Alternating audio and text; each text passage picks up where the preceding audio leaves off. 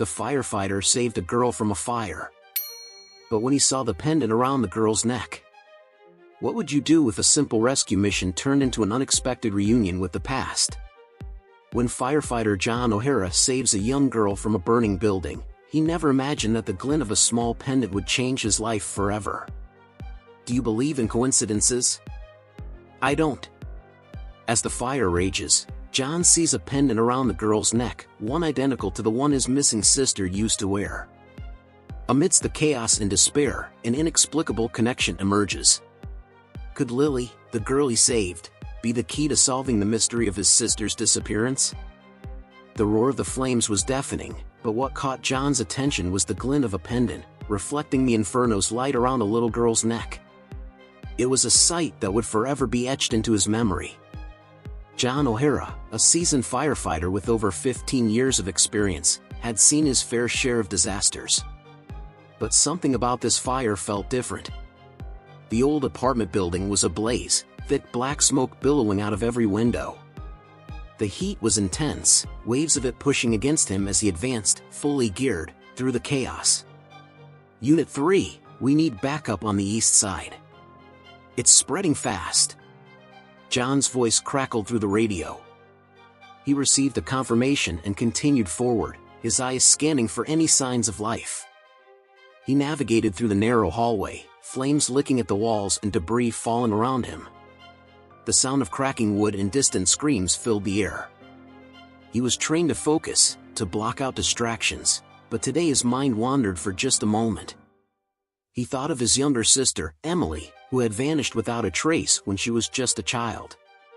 The memory was a constant, painful ache in his heart. His family had never recovered from the loss, and neither had he. The pendant she wore, a delicate locket with an intricate design, was one of the few things he remembered clearly about her. Pushing the thoughts aside, John pressed on. He reached a door that was partially ajar and kicked it open. The room inside was filled with thick smoke, and the heat was overwhelming. Through the haze, he spotted a small figure huddled in the corner. A little girl, no older than 7, clutching something close to her chest. John's heart raced. "Hey! It's okay, I'm here to help you," he called out, trying to keep his voice calm and steady. The girl looked up, her eyes wide with fear. She didn't move, frozen by the terror of the flames surrounding her. John moved quickly, crossing the room in a few strides.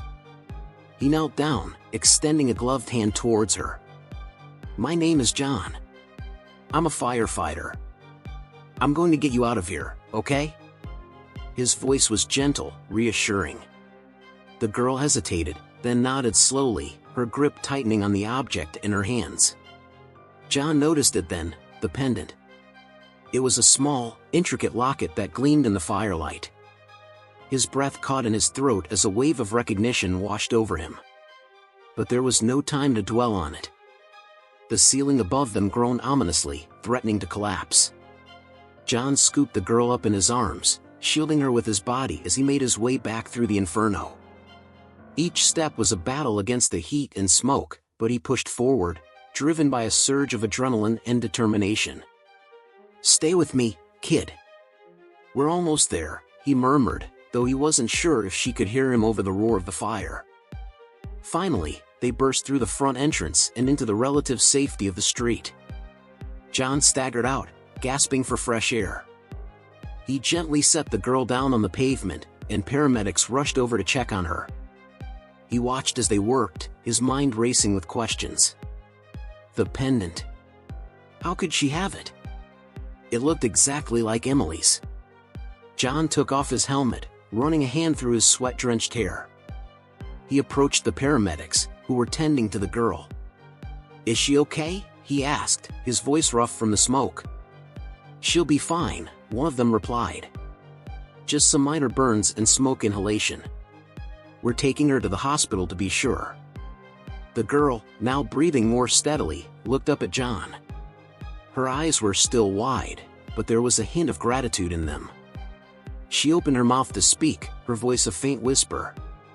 "Thank you." John managed a smile. "You're safe now. What's your name?" Lily, she said softly, her fingers still clutching the pendant. Lily, that's a beautiful name, John replied, kneeling down to her level. Where did you get that necklace? Lily's eyes flickered down to the locket. It was a gift from my mommy, she said, her voice trembling slightly. John's heart pounded in his chest. Do you know where your mommy is? Lily shook her head, tears welling up in her eyes. She's gone. Grandma says she went to heaven. The weight of her words hit John like a ton of bricks. He took a deep breath, trying to keep his emotions in check. I'm so sorry, Lily. Can you tell me where you live? Where your grandma is? Lily nodded, giving him the address. John quickly relayed the information to the paramedics, who assured him they would take care of everything. As they prepared to transport Lily to the hospital, John found himself staring at the pendant again. He couldn't shake the feeling that this was more than just a coincidence. After ensuring Lily was safely on her way, John stood by the now smoldering building, his thoughts a whirlwind. The familiar design of the locket kept flashing in his mind. He remembered the day Emily had received it, a family heirloom passed down through generations. It had always seemed special, almost magical to him. He couldn't let this go. He needed to know more about Lily, her family, and how she came to possess that pendant. There were too many questions, and John was determined to find the answers. As the fire trucks and ambulances began to disperse, John made his way back to the station, his mind already formulating a plan. He knew he had to visit the hospital, talk to Lily, and find out everything he could. The pendant was a link to his past, a thread that might lead him to the closure he had been seeking for so many years. For the first time in a long while, John felt a spark of hope. It was faint, but it was there, flickering in the depths of his heart. He had saved Lily from the flames, but perhaps she was the one who would help him uncover the truth about his sister's disappearance. As he drove back to the station, the city lights blurring past him, John couldn't help but feel that this was just the beginning of a journey he had never expected to take. And with that thought, he resolved to follow the trail, no matter where it led, to finally uncover the mystery of the pendant and the fate of his long-lost sister. The sterile smell of the hospital mixed with the faint scent of antiseptic greeted John as he walked through the automatic doors. The fluorescent lights above cast a harsh glow on the white walls and tiled floors, giving everything an almost surreal quality. He felt a nervous anticipation building within him as he approached the nurse's station. "Excuse me," he said, leaning on the counter. "I'm looking for a young girl named Lily. She was brought in from the fire earlier today." The nurse, a middle-aged woman with kind eyes, looked up from her computer. "Are you family?" John hesitated. "Not exactly. I'm the firefighter who rescued her. I just want to make sure she's okay and maybe speak with her grandmother if she's here." The nurse nodded, understanding. "She's in room 305. Her grandmother is with her. You can go on up, but please be mindful, it's been a very traumatic day for both of them." "Thank you," John said, offering a grateful smile. He made his way to the elevator, pressing the button for the third floor. As the elevator doors slid open, John stepped out into a quieter, dimly lit hallway. The atmosphere here was more subdued, the murmurs of conversations and the occasional beeping of medical equipment the only sounds breaking the silence. He found room 305 and paused for a moment before knocking softly. "Come in," a voice called from inside. John opened the door and stepped into the room. Lily was lying in the hospital bed, her small frame almost swallowed by the crisp white sheets. Her eyes lit up when she saw him, a flicker of recognition and relief passing over her face. Beside her sat an elderly woman, her expression a mixture of worry and exhaustion. "Hello, Lily," John said gently, moving closer to the bed. "How are you feeling?" "Better," Lily replied, her voice still faint. "Thank you for saving me." "Of course," John said with a warm smile. He turned to the woman. "You must be Lily's grandmother." "I'm John O'Hara, the firefighter who brought her out." The woman nodded, her eyes softening. "I'm Margaret Turner. Thank you for saving my granddaughter." I don't know what we would have done if... Her voice trailed off, and John could see the fear and relief battling within her. He nodded in understanding. I'm just glad I was able to help. John pulled up a chair and sat down, his gaze shifting between Lily and Margaret. Lily told me that the pendant she was wearing was a gift from her mother. I was wondering if you could tell me a bit more about it. Margaret's expression grew guarded. She glanced at Lily, then back at John. Why do you ask? John took a deep breath. The pendant, it looked very familiar to me. My sister had one just like it before she went missing many years ago. Seeing it again brought back a lot of memories, and I can't help but feel there's a connection. Margaret's eyes widened in surprise. She reached into her purse and pulled out the pendant, holding it up for John to see. This pendant was with Lily when I found her. She was just a baby, left on the steps of a church. There was no note, no explanation, just this pendant around her neck. John's heart skipped a beat. How long ago was that? About 7 years, Margaret replied. I've been raising her ever since. She's the light of my life. John felt a wave of emotion wash over him. 7 years ago would have been around the time his sister disappeared. Could it be possible that Lily was somehow connected to her? The idea seemed almost too incredible to believe, yet the evidence was right in front of him. Do you remember anything else about the day you found her? John asked, his voice tinged with urgency. Margaret shook her head. It was a cold, rainy night. I heard a faint cry and went outside to investigate. There she was, wrapped in a blanket, with this pendant around her neck.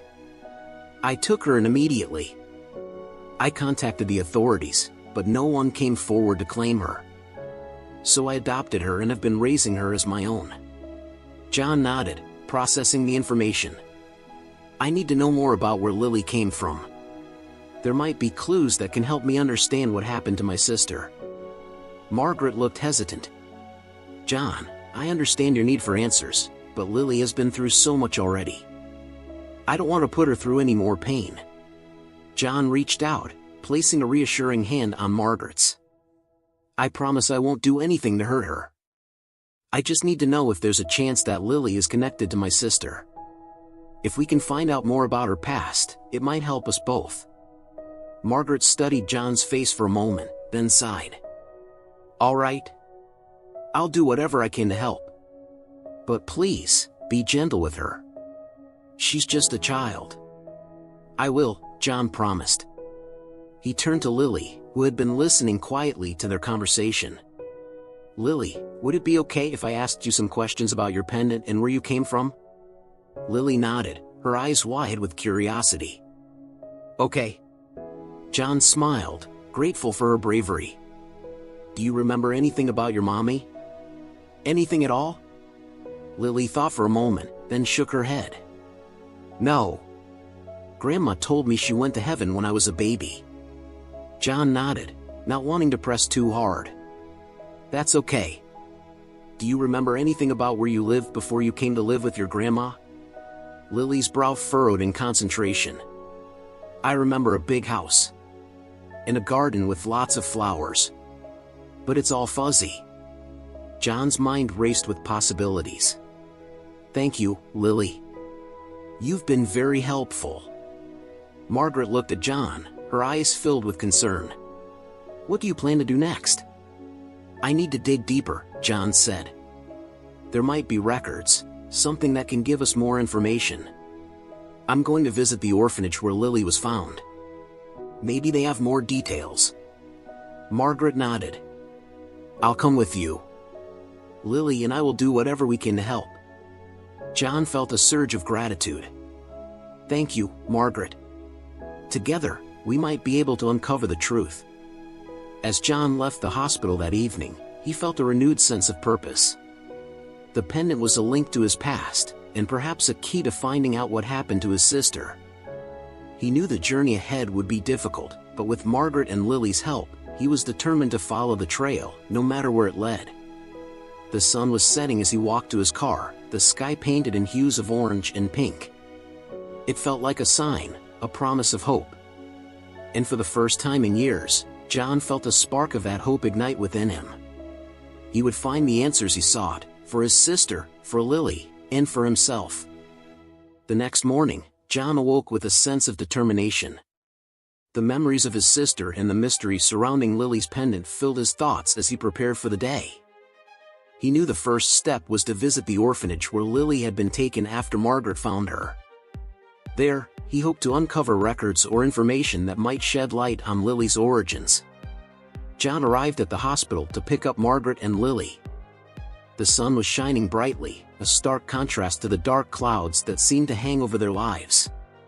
Margaret greeted him with a warm but tired smile, and Lily clung to her hand, looking both curious and apprehensive. "Are you ready?" John asked gently. Margaret nodded. "As ready as we'll ever be." The drive to the orphanage was quiet, each of them lost in their thoughts. John glanced in the rearview mirror at Lily, who was gazing out the window, her small fingers still clutching the pendant. He couldn't help but feel a surge of protectiveness toward her. Whatever the outcome of their search, he knew he wanted to ensure Lily's future was filled with love and stability. The orphanage, a large, stately building with ivy-covered walls, stood at the end of a long driveway. John parked the car and they made their way to the entrance. The air was filled with the sound of children playing in the distance, their laughter a stark contrast to the seriousness of their mission. Inside, the atmosphere was calm and welcoming. A young woman at the front desk looked up as they entered, offering a polite smile. "Good morning. How can I help you?" "Good morning," John replied. "My name is John O'Hara. This is Margaret Turner and her granddaughter, Lily. We're here to see the director about some records." The woman nodded, her expression becoming more serious. "Of course. Please have a seat, and I'll let her know you're here." They settled into the waiting area, the walls adorned with colorful drawings and photographs of children. John felt a knot of anxiety tighten in his stomach. He glanced at Margaret, who was holding Lily's hand tightly. Her eyes were filled with a mixture of hope and fear. After a few minutes, a door opened, and a middle-aged woman with kind eyes and a warm smile stepped out. "Hello, I'm Mrs. Harris, the director. Please, come with me." They followed her down a hallway to a cozy office filled with bookshelves and comfortable chairs. Mrs. Harris gestured for them to sit. "What can I do for you today?" John cleared his throat, trying to find the right words. "We're looking for information about Lily's past. Margaret found her abandoned as a baby, and she was brought here. We're hoping to find any records or clues that might help us understand where she came from." Mrs. Harris nodded thoughtfully. "I remember the day Lily was brought in. It was quite a surprise, finding a baby on the steps of a church with no note or explanation. Let me see what we have in our records." She walked over to a filing cabinet and began sifting through the files. After a few moments, she pulled out a folder and returned to her desk. "Here we are. This file contains everything we have on Lily." John leaned forward, his heart pounding. Mrs. Harris opened the folder and began reading aloud. "Lily was found on October 5th, 7 years ago. There was no identifying information, just the pendant she was wearing. She was taken in by the orphanage and later adopted by Margaret." John glanced at Margaret, who nodded, her eyes filled with emotion. "That's right. I've raised her as my own ever since." Mrs. Harris continued, "We tried to trace her origins, but without any identifying information, it was nearly impossible. The pendant was the only clue we had." "May I see the pendant?" Mrs. Harris asked gently. Lily hesitated, then slowly handed the pendant to Mrs. Harris. The director examined it closely, her eyes widening. "This is quite unique. I've never seen anything like it before." John took a deep breath. "It matches a pendant that my sister had. She went missing around the same time Lily was found. I believe there might be a connection." Mrs. Harris looked up, her expression one of surprise and concern. "That is quite a coincidence. Have you considered a DNA test to see if there's a biological connection?" John nodded. Yes, we're planning to do that. But I also wanted to see if there were any other clues here that might help us understand what happened. Mrs. Harris thought for a moment. There is one thing. When Lily was brought in, there was a note attached to her blanket. It didn't say much, but it might be worth looking at again. She retrieved the note from the file and handed it to John. The paper was old and worn, but the writing was still legible. It simply read, "Take care of her. She is loved." John felt a lump in his throat as he read the words. It was clear that whoever left Lily cared deeply for her, but it also deepened the mystery. Who had left her there, and why? Mrs. Harris sighed. I'm sorry, I can't be of more help. But I do hope you find the answers you're looking for. John nodded, grateful for her assistance. Thank you, Mrs. Harris. This means a lot to us. As they left the orphanage, John felt a mix of emotions. The note and the pendant were pieces of the puzzle, but they still had so many questions. He knew the next step was to arrange the DNA test and see if there was a biological connection between Lily and his sister. Back at the car, Margaret looked at John, her expression one of determination. Whatever we find, I want you to know that Lily has a home with me. She's my granddaughter in every way that matters. John smiled, touched by her words. I understand, Margaret. And no matter what, we'll make sure Lily has the love and support she needs. As they drove away from the orphanage, John couldn't shake the feeling that they were on the brink of discovering something significant. The pendant, the note, and the memories of his sister all pointed to a deeper story, one that he was determined to uncover. The sun was beginning to set, casting a golden glow over the city. John felt a renewed sense of hope and resolve. He knew the road ahead would be challenging, but with Margaret and Lily by his side, he was ready to face whatever came next. Together, they would unravel the mystery of Lily's past and find the truth about his sister's disappearance. John sat at his kitchen table, the note from the orphanage in front of him, the words "Take care of her. She is loved," echoing in his mind.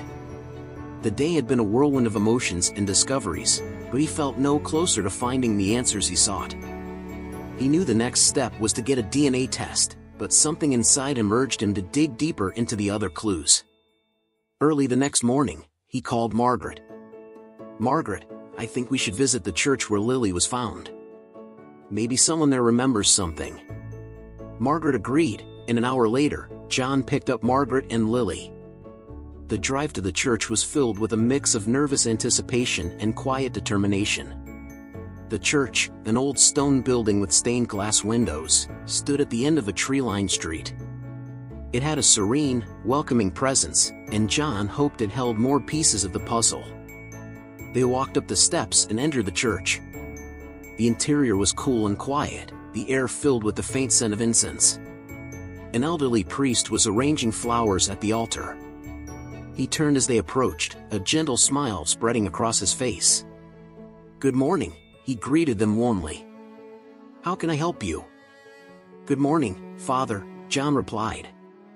We're here to ask about a child who was left on the steps of this church about 7 years ago. The priest's expression grew serious. Ah, yes, I remember that night well. Such a sad and mysterious event. Please, come sit with me. They followed him to a small sitting area near the back of the church. My name is Father Thomas, he said as they settled into the chairs. I was here that night when we found the baby. Can you tell us more about that night? John asked. Father Thomas nodded, his eyes distant as he recalled the memory. It was a rainy, cold night. I was closing up the church when I heard a faint cry. I went outside and found a baby, wrapped in a blanket, with a pendant around her neck. I brought her inside, tried to comfort her, and then called the authorities. Do you remember anything unusual about that night or the baby? Margaret asked, her voice filled with hope. Father Thomas shook his head. I'm afraid not. There was no note, no sign of who might have left her. Just the baby and the pendant. We cared for her until the authorities arrived. John took a deep breath. That pendant is very important to us. My sister had one just like it before she disappeared. We're trying to find out if there's a connection." Father Thomas looked thoughtful. "I'm sorry, I can't provide more information, but you might want to talk to the woman who found the baby first. She lives nearby and was the one who heard the cries and alerted me." John's heart skipped a beat. This was the lead they needed. "Can you tell us where to find her?" Father Thomas nodded and gave them the address of a small house a few blocks away. "Her name is Mrs. Donovan. She's a kind woman and I'm sure she'll help you if she can." They thanked Father Thomas and left the church, feeling a renewed sense of hope. As they walked to Mrs. Donovan's house, John felt a mix of excitement and apprehension. They were getting closer to the truth, but he knew they had to proceed carefully. Mrs. Donovan's house was a quaint, cozy home with a well-tended garden.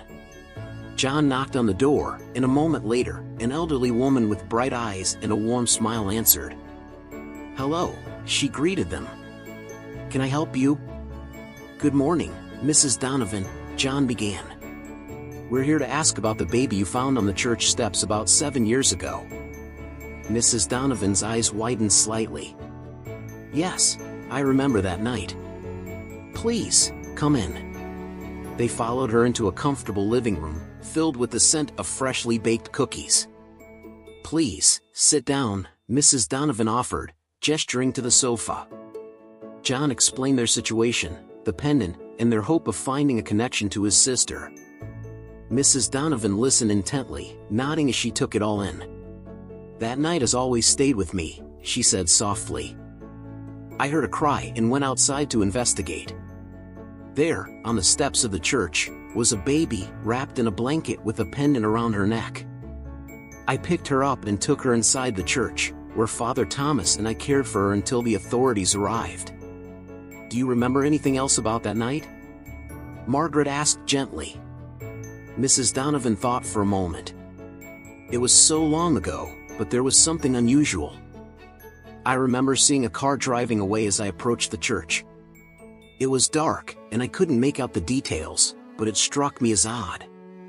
It was almost as if someone was watching to make sure the baby was found." John's heart raced. This was a crucial piece of information. "Do you remember anything about the car? The make, model, or color?"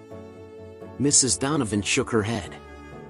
"I'm sorry, it was too dark to see clearly. But I do remember it was an older model, something you don't see much of these days." "Thank you, Mrs. Donovan," John said, gratitude evident in his voice. "You've given us a lot to think about." As they left Mrs. Donovan's house, John felt a renewed sense of determination. They were closer to the truth, but there were still many unanswered questions. The next step was to get the DNA test done, to see if there was a biological connection between Lily and his sister. They drove to a nearby clinic that handled DNA testing. John filled out the necessary paperwork and they took samples from both Lily and John. The technician assured them the results would be ready in a few days. The waiting period was filled with tension and anticipation. John spent the time going over everything they had learned, trying to piece together the puzzle. The note, the pendant, Mrs. Donovan's sighting of the car, all pointed to a deliberate attempt to ensure Lily was found and cared for. Finally, the day came when the DNA results were ready. John, Margaret, and Lily sat in the clinic's waiting room, the minutes ticking by slowly. When the technician called them in, John felt his heart pounding in his chest. The technician handed John an envelope. "These are the results. I hope they bring you the answers you're looking for." John nodded, his hands trembling slightly as he opened the envelope. He read the results, his eyes scanning the page quickly. Then he looked up at Margaret and Lily, his expression one of awe and disbelief. "It's a match," he said, his voice choked with emotion. "Lily is my niece. My sister's daughter." Margaret hugged Lily tightly, tears streaming down her face. John felt a mix of relief, joy, and a renewed sense of purpose. They had found the connection they were looking for, but there were still more questions to answer. As they left the clinic, John knew their journey was far from over. They had to find out what happened to his sister and why Lily was left on the church steps. But now, with the truth of their connection confirmed, they had a stronger foundation to build on. The sun was setting as they drove back, the sky painted in hues of orange and pink. It felt like a sign, a promise of hope and new beginnings. John felt a spark of hope ignite within him, knowing that together, they would find the answers they sought and build a future filled with love and family. The drive back from the clinic was filled with a mix of silence and quiet tears. John, Margaret, and Lily sat with the weight of the revelations settling over them. Lily was indeed John's niece, the daughter of his long-lost sister.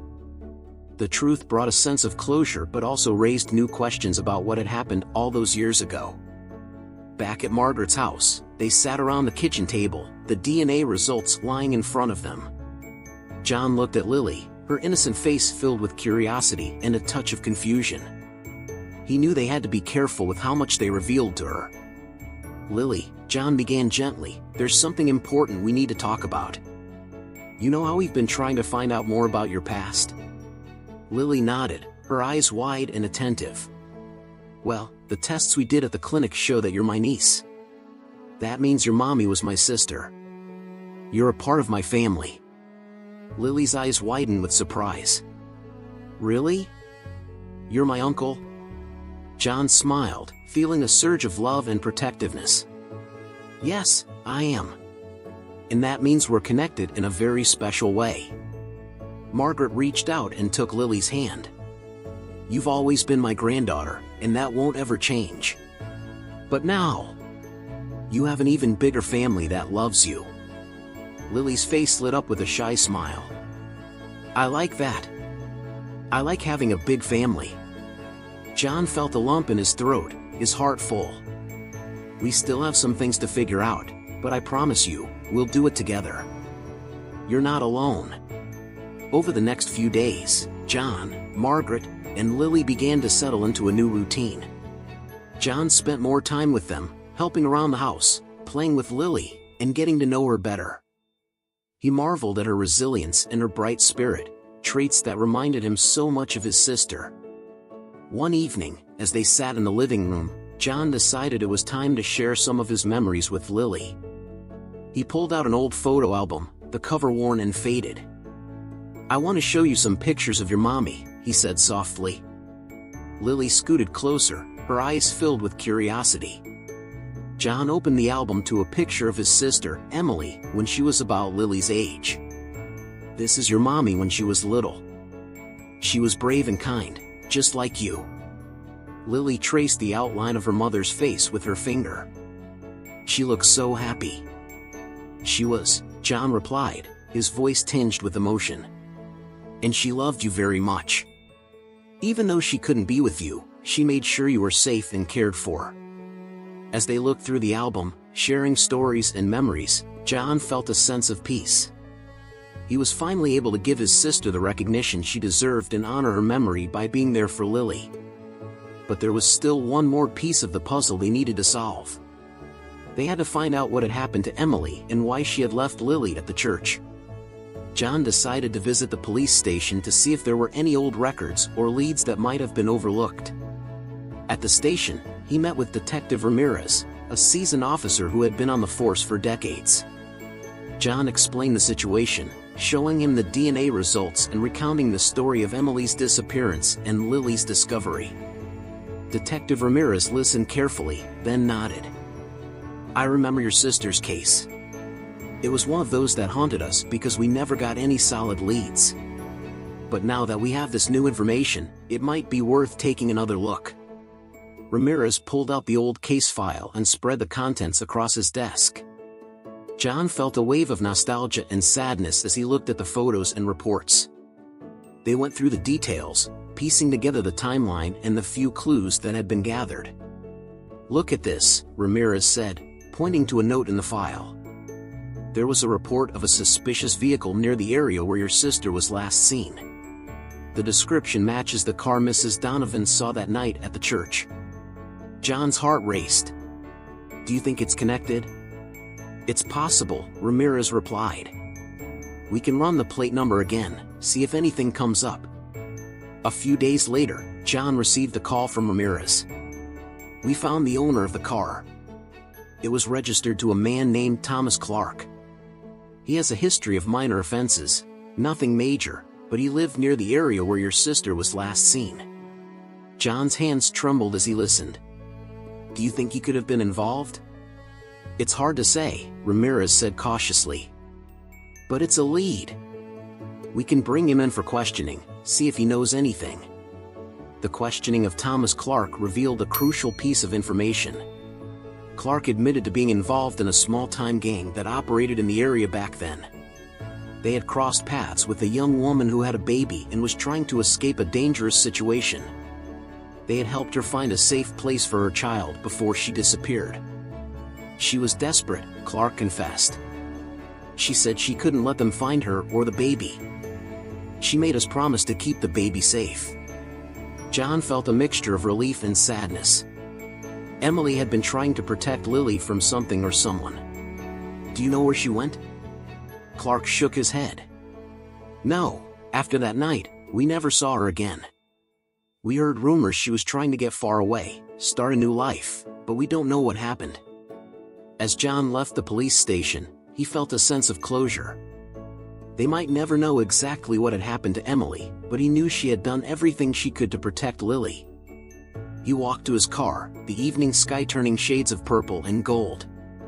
He felt Emily's presence with him, a comforting warmth that reassured him he was on the right path. Back at Margaret's house, John hugged Lily tightly. "Your mommy was a hero," he said softly. "She loved you so much and did everything she could to keep you safe." Lily looked up at him with wide eyes. "I love her too, even if I never got to meet her." John smiled, his heart full. "And she loves you, Lily. She's always with us, watching over us." They decided to hold a small memorial for Emily, a celebration of her life and her love. They invited friends and family, sharing stories and memories. It was a day filled with tears, laughter, and a deep sense of connection. As the sun set, John stood by Emily's photo, Lily by his side. He felt a sense of peace and hope. They had found answers, but more importantly, they had found each other. The night sky sparkled with stars, and John looked up, feeling Emily's presence. "We're going to be okay," he whispered. "Thank you for bringing Lily into our lives." Lily squeezed his hand, and they stood together, united by love and the unbreakable bond of family. The world felt a little brighter, a little more hopeful, and John knew that no matter what the future held, they would face it together.